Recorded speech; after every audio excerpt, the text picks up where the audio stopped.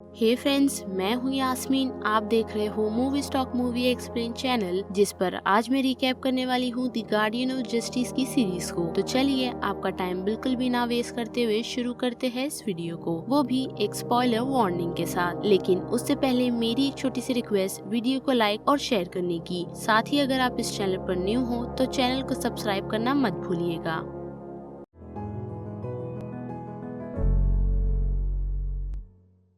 कहानी की शुरुआत 1947 से की जाती है, जहां पर हालात वर्ल्ड वॉर 3 के चल रहे हैं और उसी बीच हमें एक सुपर हीरो जिसका नाम मार्वेलस मैन है, वो उस वॉर को रोकने में कामयाब होता है, वो भी न्यूक्लियर वॉर से। और फिर हम देख सकते हैं कि ऐसे ही 40 साल बीत जाते हैं, जहां पर वो सभी उसी दिन का जश्न मना रहे होते हैं, जिस बीच सभी लोग मार्वेलस मैन को टीवी पर देखते हैं और हम देखते हैं कि वहाँ पर वो लाइव टीवी के सामने कैल्ट्रोनाइट की गोली की मदद से खुद को मार लेता है, जिस चीज से पूरा अमेरिका बिखर जाता है। और फिर हम प्रेसिडेंट निकोलस को देखते हैं, जो लाइव पर आकर सभी लोगों को ये कहते हैं कि हम मार्वेलस मैन की वो सारी चीजें जारी रखेंगे जिस चीज को उसने रोका था, जैसे कि वो न्यूक्लियर वॉर के खिलाफ था। साथ ही उन्होंने ये भी डिसाइड किया है कि वो होमोसेक्सुअलिटी को भी चलने नहीं देंगे। जिस बीच हमें एक 1960 का फ्लैशबैक दिखाया जाता है,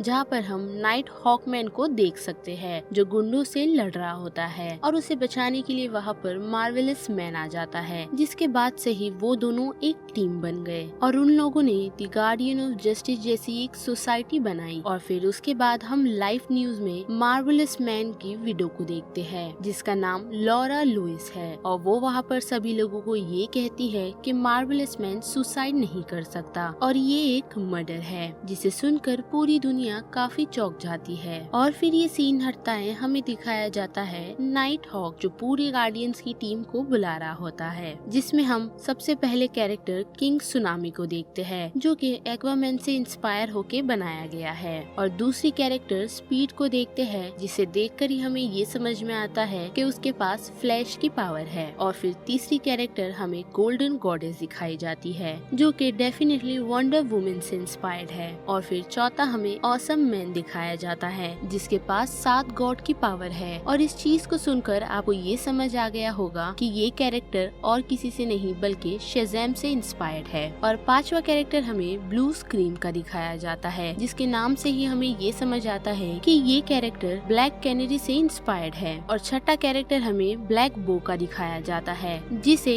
एरो से इंस्पायर करके बनाया गया है। और नाइट हॉक की बात करें तो उसे देखकर हमें यही समझ आता है कि उसे इंस्पायर्ड और किसी से नहीं बल्कि बैटमैन से किया गया है। साथ ही अगर मैं मार्वेलस मैन की बात करूं तो वो स्टील जैसा सॉलिड था और साथ ही उसकी आईज में लेजर भी थे। और इस चीज से ही हमें ये समझ आता है कि वो कैरेक्टर और किसी से नहीं बल्कि सुपरमैन से इंस्पायर करके बनाया गया है। और इनकी टीम को देख के ये अंदाजा लगाया जा सकता है कि इन्हें और किसी से नहीं बल्कि जस्टिस लीग की सोसाइटी का सस्ता कॉपी बनाया गया है। तो फिर से आए सीन पर, तो वहाँ पर हम देख सकते हैं कि मार्वेलस मैन की मौत के बाद उस टीम को लीड और कोई नहीं बल्कि नाइट हॉक करता है, जिस बीच में हमें एक और कैरेक्टर जिसका नाम एडिसन वॉकर है वो दिखाई जाती है, जिसका इंट्रोडक्शन हमें हॉकमैन ऐसा देता है जिस चीज को सुनकर हमें ये समझ आता है कि एडिसन वॉकर और किसी से इंस्पायर्ड नहीं बल्कि एमेंडा वॉल्टर से इंस्पायर्ड होकर बनाई गई है, जो पूरी दुनिया की किसी भी हाल में रक्षा करेगी, वो भी खुद की अलग से टीम बनाकर। जहाँ वो आकर नाइट हॉक को ये बताती है कि मार्वेलस मैन की मौत के बाद सभी देशों ने एक दूसरों पर ट्रस्ट करना बंद कर दिया है, जिस वजह से कभी भी वॉर जैसा माहौल हो सकता है। और उस न्यूक्लियर वॉर को रोकने के लिए तुम्हें मार्वेलस मैन के कातिल को ढूंढना होगा। और साथ ही उसे ये भी कहती है कि उसके कातिल और कोई नहीं बल्कि गार्डियंस की टीम से ही कोई है, जिसे सुनकर हम देख सकते हैं कि नाइट हॉक उन सभी लोगों की इंटेरोगेशन शुरू कर देता है। जिस बीच हमें शहर का हाल बताया जाता है, जहाँ पर हम बैटमैन के विलन जोकर को भी देख सकते हैं, लेकिन उस उसका नाम इस सीरीज में मिस्टर स्माइल रखा गया है। और हम देख सकते हैं कि वो वहाँ पर पहुंचकर एक कमिश्नर को मार देता है जो कि काफी करप्ट होते हैं, और उस कमिश्नर को मिस्टर गॉर्डन से इंस्पायर करके बनाया गया था। और फिर हम हॉकमैन को देखते हैं जहाँ पर वो हमें ये बताता है कि मार्वेलस मैन को जिस गोली ने मारा था उसका नाम केल्ट्रोनाइट है, और उस गोली को मार्वेलस मैन के प्लेनेट को डिस्ट्रॉय करने के बाद बनाया गया था, जिस प्लेनेट का नाम केल्ट्रॉन था, जिस गोली को लॉकवुड नाम की कंपनी ने बनाया था। जिस चीज को सुनकर आप सभी को ये अंदाजा हो गया होगा कि ये पूरी सीरीज और किसी की नहीं बल्कि जस्टिस लीग से इंस्पायर्ड है। और इस पूरी सीरीज में हम देख सकते हैं कि नाइट हॉक मार्वेलस मैन के कातिल को ढूंढने में ही लगा हुआ है। जिस बीच उसे ये पता चलता है कि मार्वेलस मैन की वाइफ लॉरा का सुनामी के साथ अफेयर चल रहा था, जिस चीज की खबर मार्वेलस मैन को भी लग गई थी। जिस चीज को सुनकर उसे ऐसा लगता है कि मे भी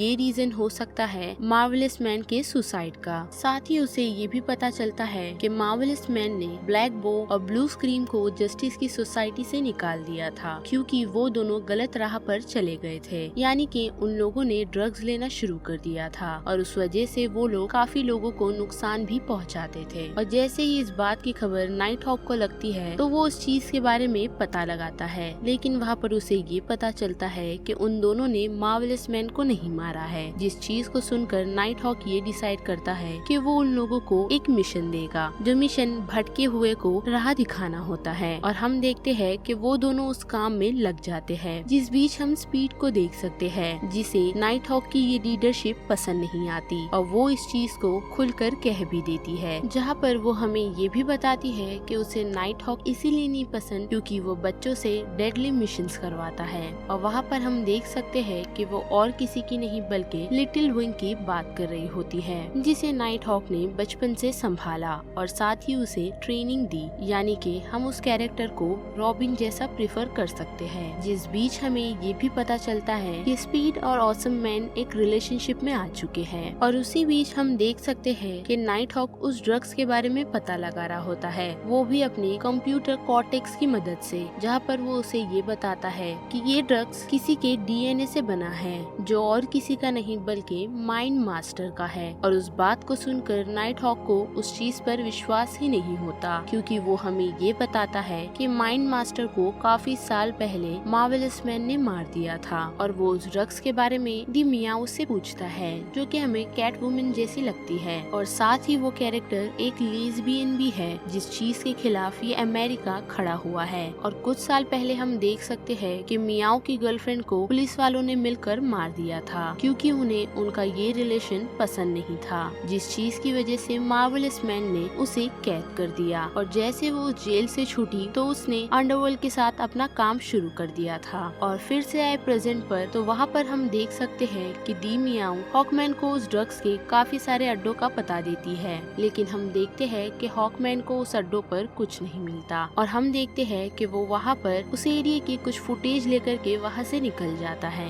जिस बीच हम देख सकते हैं कि वो जब उस चीजों की जानकारी ढूंढने के लिए अपने कंप्यूटर कॉर्टेक्स के साथ बैठता है तो वो उस पर काफी हावी पड़ जाता है, जिस वजह से उसे एक डिलीटेड फाइल मिलती है। और जैसे ही नाइट हॉक उस फाइल को चेक करता है तो वहाँ पर उसे ये पता चलता है कि पास के समय में नाइट हॉक और मार्वेलस मैन का अफेयर चल रहा था। और जैसे ही वो उस सिचुएशन से निकलता है तो वो मार्वेलस मैन की उस सुसाइड की वीडियो को वापस चेक करता है, जिस वजह से उसे ये पता चलता है कि उसके मरने के समय पर उसके पास और कोई नहीं बल्कि माइंड मास्टर था, यानी कि मार्वेलस मैन ने उन सभी से ये झूठ कहा था कि उसने माइंड मास्टर को मार दिया है। और वो माइंड मास्टर को ढूंढने के लिए ऑसम मैन को भेज देता है, जिसे ऑसम मैन पकड़ ले आता है, जहाँ पर माइंड मास्टर उसे ये बताता है कि उसका और मार्वेलस मैन का अफेयर चल रहा था, जिस चीज को वो सभी लोगों के सामने बताने से डरता था, और इसी वजह से हमने अलग होने का फैसला किया था। लेकिन एक दिन मार्वेलस मैन मेरे पास आकर मुझसे केल्ट्रोनाइट की बुलेट लाने के लिए कहा था, और मैंने मोशन ब्लर के माइंड को कंट्रोल करके लॉकवुड से वो गोली चुरा ली थी, जहाँ पर हमें ये पता चलता है कि मोशन ब्लर सेम स्पीड जैसा है, लेकिन स्पीड से थोड़ा कम, और साथ ही वो स्पीड का जानी दुश्मन है। और वहाँ पर माइंड मास्टर नाइट हॉक को ये बताता है कि उस रात में उसके साथ इसीलिए मौजूद था क्योंकि मुझे इस चीज का आभास हो गया था और मैं उसे रोकने के लिए वहाँ पर गया गया था, लेकिन उसकी मरने की चाह इतनी ज्यादा थी कि मैं उसे नहीं रोक पाया। और फिर स्पीड की तरफ आए तो वहाँ पर हम देख सकते हैं कि उसे लोगन लॉकवुड ने मिलने के लिए बुलाया है, जहाँ पर वो उसे ये बताता है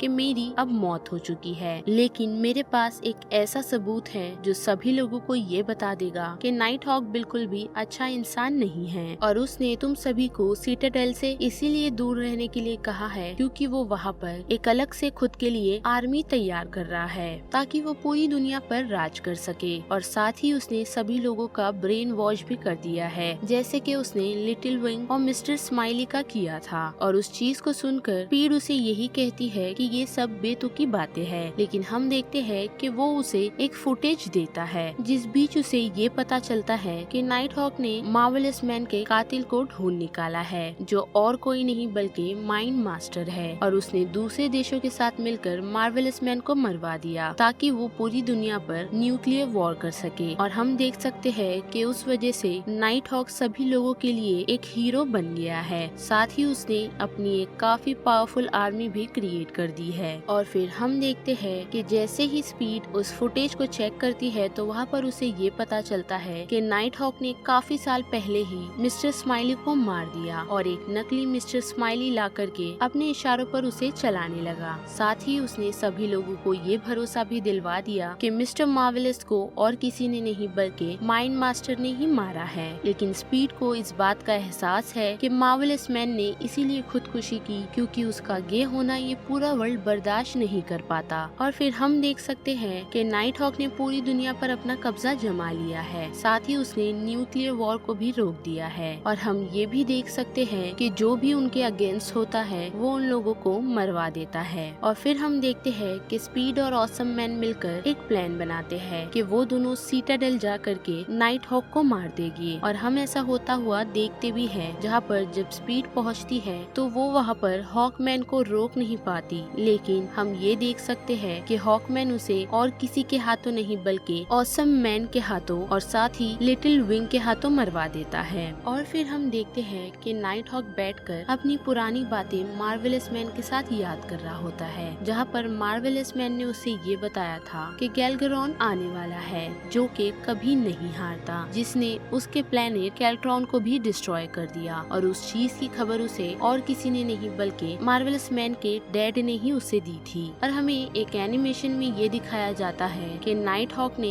ये सारी चीजें इसीलिए की ताकि वो गैल्गरॉन को हरा सके, क्योंकि वो उससे लड़ने के लायक ही नहीं था और साथ ही उसके पास उतनी पावर भी नहीं थी। और इसी वजह से उसने एक अपनी आर्मी बनाई और उस वजह से हम देख सकते हैं कि उसने गैल्गरॉन को मार गिराया, जहाँ पर वो हमें ये भी बताता है कि वो ये जंग जीत सकता है, लेकिन वो ये जंग अपने तरीके से जीतेगा। और यहाँ पर द गार्डियन ऑफ जस्टिस की ये सीरीज खत्म हो जाती है। जिस बारे में आप सभी की क्या राय बनती है उसे लेकर आप मुझे कमेंट सेक्शन में बता सकते हो। और अगर आप सभी को मेरी वॉइस इस चैनल पर पसंद आ रही है तो वीडियो को लाइक और शेयर करना मत भूलिएगा। साथ ही अगर आप इस चैनल पर न्यू हो तो चैनल को सब्सक्राइब भी कर लीजिएगा। बाकी मैं मिलूंगी आपको फिर किसी मूवीज या सीरीज के रिकैप के साथ। तब तक के लिए आप movie stock movie explain channel के बाकी वीडियोस को एंजॉय कीजिए। Till then bye.